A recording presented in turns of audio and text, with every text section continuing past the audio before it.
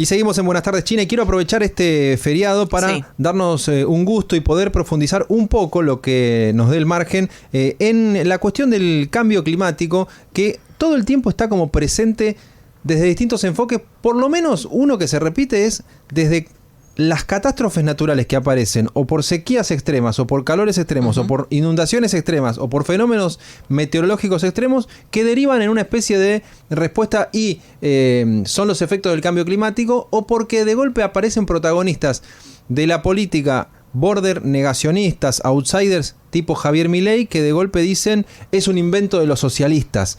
Me parece que vale la pena tomarnos unos minutitos hoy feriado para tratar de entender y profundizar respecto de dónde estamos parados en el debate del cambio climático. Irene Weiss es profesora, bióloga egresada de la Universidad de Buenos Aires, especializada en ecología en la Oregon State University, y tiene el gusto de atendernos en esta mañana de lunes. Irene, Jairo Estracha y Yamila Segovia, la saludamos. ¿Cómo está? ¿Qué tal? ¿Cómo les va, chicos? Gracias por la nota, un placer. Bueno, primera pregunta, si tuviésemos que aprovechar que algunos jóvenes o gente que no sigue la cuestión nos esté escuchando, ¿podríamos definir breve de qué hablamos cuando hablamos de cambio climático y o de calentamiento global? Bueno, cambio climático puede ser calentamiento o enfriamiento, que de hecho pasó en la historia, ¿no? Pasó varias veces, o sea, tuvimos una glaciación en el Cuaternario, tuvimos en la época, la pequeña edad de hielo, más o menos en la época de la Edad Media, pero bueno, ahora estamos frente a un calentamiento tremendo a partir de la revolución industrial. Lo que se trata es de volver a los valores de temperatura y de otros parámetros que había en ese momento. O sea, va a ser imposible, pero por lo menos no aumentar tanto que se descalabre todo el sistema climático, biológico, físico. Pero químico. Podemos ir un paso atrás. Imagínese que le explica a alguien que no lo sigue este tema. ¿La Tierra se está calentando por qué? La Tierra se está calentando porque hay gases de efecto invernadero, se llaman así, que en realidad inicialmente en la historia de la Tierra fueron muy buenos, como por ejemplo cuando aparece la respiración aeróbica, que es la mayor parte de los seres vivos respiran como nosotros, y entonces, bueno, a partir de que el dióxido de carbono pudo ser tomado como fuente de carbono por las plantas en la fotosíntesis y liberar oxígeno, era, digamos, que el dióxido de carbono exista en la atmósfera era bastante bueno en ese momento cuando aparece la vida sobre la Tierra, porque si no la Tierra sería muy helada, se iría todo el calor hacia el espacio exterior. O sea, el dióxido de carbono junto con otros gases lo que hacen es justamente como si fuera el invernadero de las plantas tropicales cuando las ponen, bueno, no es que hay plantas de interior, las plantas les decimos de interior nosotros en el clima templado porque son plantas que normalmente en la naturaleza crecen en lugares tropicales. Bueno, esos gases de efecto invernadero al principio de la vida fueron muy importantes, pero eso se llama efecto invernadero natural. El problema fue que a partir de la revolución industrial,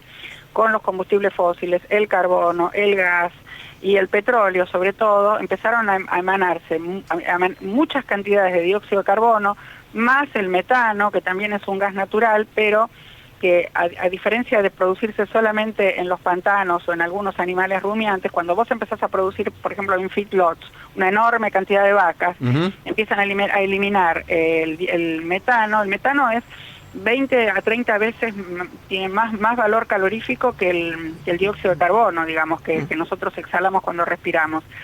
Entonces, si bien hay menos moléculas, bueno, el dióxido de carbono hay muchas más, es muy grave, pero perdura muchísimo en el tiempo. En cambio, el dióxido de carbono dura un poco menos. Y después hay otros gases también de efecto invernadero. Entonces, básicamente es eso, que el vidrio del invernadero se está haciendo cada vez más grueso, el calor, o sea, es una metáfora, por supuesto, lo que estoy diciendo, ¿no? Pero el calor de la Tierra se va conservando cada vez más y más, entonces ya no se puede ir hacia el espacio exterior de noche cuando la Tierra se enfría, todo lo que debería. Entonces, a la mañana cuando vuelve a salir el sol, vos tenés todavía que se sigue recalentando y así sucesivamente. Y Irene, ¿cómo le va? Yamila Segovia la saluda. Yamila, y por el relato, por lo que está contando, digamos, claramente el tema de factor industria es clave en todo lo que le está sucediendo al mundo en la cuestión ambiental. Entonces, lo que yo me pregunto es, ¿se puede construir, digamos, sin destruir?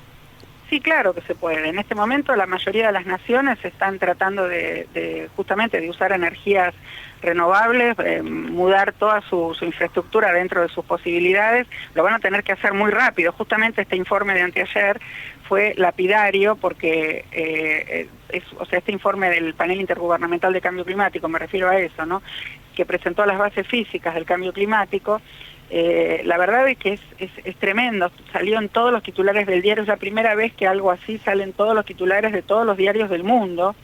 Hay un sitio en internet que se llama kiosco.net, que se los recomiendo, donde están los diarios de todas partes, incluso hasta de las ciudades más chiquitas.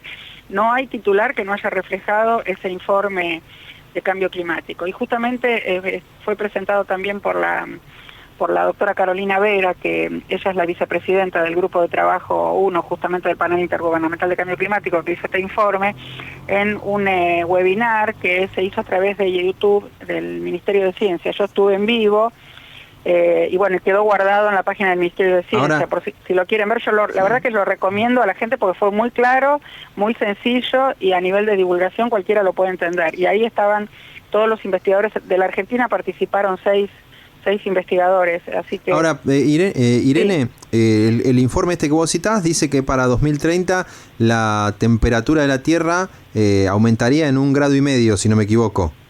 Bueno, en realidad lo que hace el informe es plantear, a ver, te explico desde un principio, porque a veces yo entiendo que ustedes están apurados, pero a veces las simplificaciones no sirven. Mira, el informe muestra 5 escenarios ilustrativos para explorar una amplia gama de cambios para las distintas proyecciones a futuro de las emisiones. Ajá. Entonces vos tenés esos 5 escenarios. Eso sería lo ideal, pero hasta ahora, como viene la cosa, venimos aumentando más de ese 1,5 grados, ¿entendés? Entonces lo que ellos hicieron fue mostrar con gráficos, por eso les recomiendo el webinar que acabo de comentarte, que está en la página, en el YouTube, no del Ministerio de Ambiente, sino del Ministerio de Ciencia y Tecnología de la Nación, donde muestra cada uno de esos 5 escenarios, ¿entendés?, a futuro. Entonces, ¿qué pasaría si aumenta tanto la temperatura? ¿Qué pasaría si cambia, por ejemplo, otro factor físico, como la temperatura, y otros factores físicos? Vos fíjate que, por ejemplo, una de las cosas que alertaban es el tema de las corrientes marinas. Si la corriente del Golfo, en el hemisferio norte, por ejemplo, se frenara, que eso ocurrió en el pasado, hay un paleoclima que nosotros podemos saber por los científicos, por distintos valores indirectos, vos podés saber qué pasó con el planeta cuando el ser humano no existía, ¿no? Uh-huh. Entonces lo que pasó fue que se congeló en el hemisferio norte prácticamente todo. ¿Te acordás la película La Tierra después de mañana? Sí. Se llamaba así la película. El día después de mañana. El día después de mañana, gracias, sí, me confundí. El día después de mañana. Bueno, esa película de ciencia ficción, por supuesto eso no va a pasar, pero sí puede enlentecerse, que es lo que se está viendo, la corriente del Golfo. Eso fue porque se frenó la corriente del Golfo, que daba calor a toda la zona justamente del Golfo de México, el sur de Estados Unidos. Irene, perdón que te interrumpa, pero... Si llega a pasar eso, estamos sonados. Pero uno entonces está viendo esos escenarios posibles, estamos viendo lo que vos nos contás de que esto todos los días va aumentando el calor producto de los gases desde, no sé, las vacas hasta las industrias. ¿Está bien? ¿Tiene lógica vincular esa situación con que haya cada vez más seguido, si es que hay cada vez más seguido o es que los registramos más seguido, no lo sé, sequías, calores extremos, inundaciones? ¿Hay una manera de mostrar que una cosa está asociada a la otra? Por supuesto, para eso está la ciencia y para eso el Panel Intergubernamental de Cambio Climático tiene científicos de todas las disciplinas. Mira, en febrero se va a presentar el informe, en febrero del 2022, el informe con los daños a los ecosistemas. Vos tenés todo vinculado. El primer principio de la ecología, que es la ciencia madre de las ciencias ambientales, yo soy ecóloga, más que bióloga soy ecóloga, porque hice mi posgrado en eso en Estados Unidos, en la Universidad de Oregon. Entonces, si vos no vinculás una ciencia madre que como la ecología con todas las otras ciencias, digamos, tanto la oceanografía física como la geografía, como todo lo que se te ocurra, es imposible imposible de poder solucionar nada. Y lo que se está haciendo justamente en el Panel Intergubernamental de Cambio Climático es relacionar todo. Ellos no investigan, lo que hacen es relacionar, ellos tienen una cantidad enorme de trabajos publicados y lo que hacen es reflejar sobre la base de esos trabajos publicados cuál es el daño que se está produciendo. Pero podríamos poner un ejemplo para tratar de bajarlo a tierra. Entiendo que si la tierra se calienta hay más chance de que se prenda fuego California, por decirlo así. Pero claro, porque vos tenés sequía, vos tenés eventos, justamente al relacionar todos esos parámetros físicos, vos tenés eventos extremos, cada vez más extremos, o sea, tenés calores más intensos, temperaturas más altas y inclusive a nivel de precipitaciones, porque vos pensás que también la temperatura influye en los centros ciclónicos y anticiclónicos, influye en la presión. Las fórmulas básicas de la química que estudiamos en la escuela nos enseñan cómo la temperatura se relaciona, por ejemplo, con la presión y con el volumen. Entonces vos tenés relación de todo con todo, ¿te das cuenta? Entonces vos te vas a tener eventos extremos cada vez más frecuentes y cada vez más tremendos.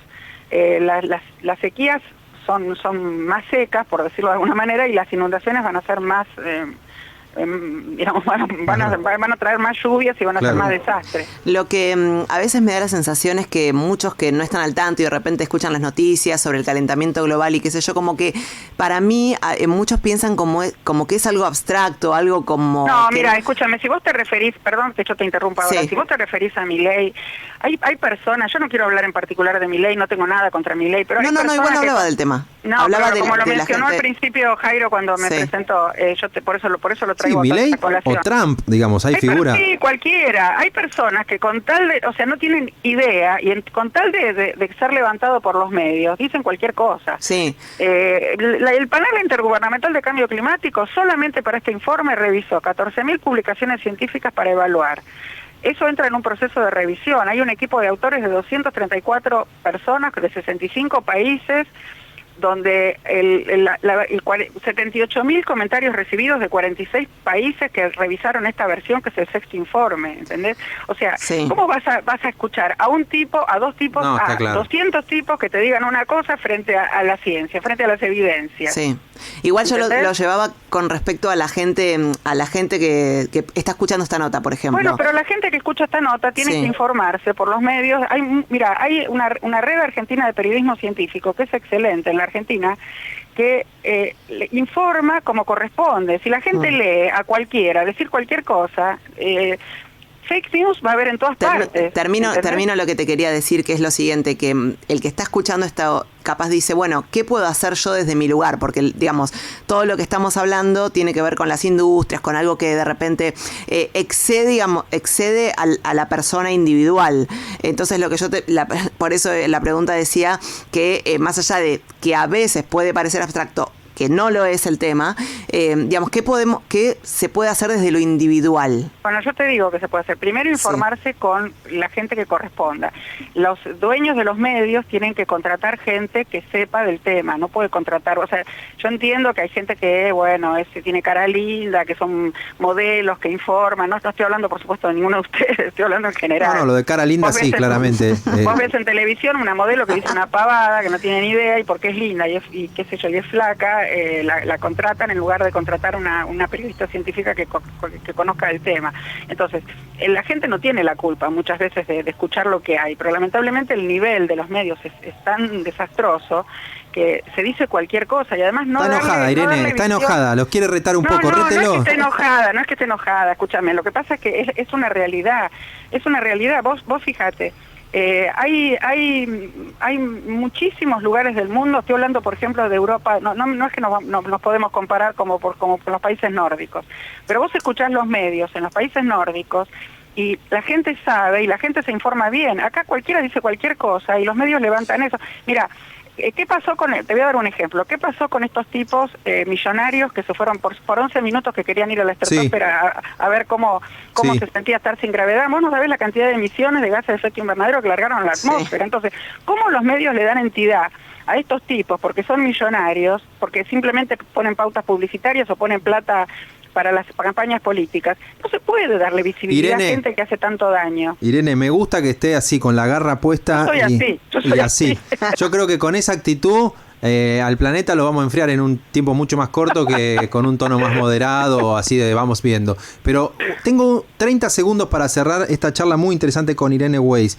Si tuviese que decir ¿Cómo está reaccionando el mundo? ¿Están tomándose medidas y cumpliéndose como para aplacar el problema o hay que ser pesimista y se están profundizando los problemas? No, hay que ser optimista porque si no, ¿qué te queda de la vida? Lo que pasa es que ser optimista no es suficiente.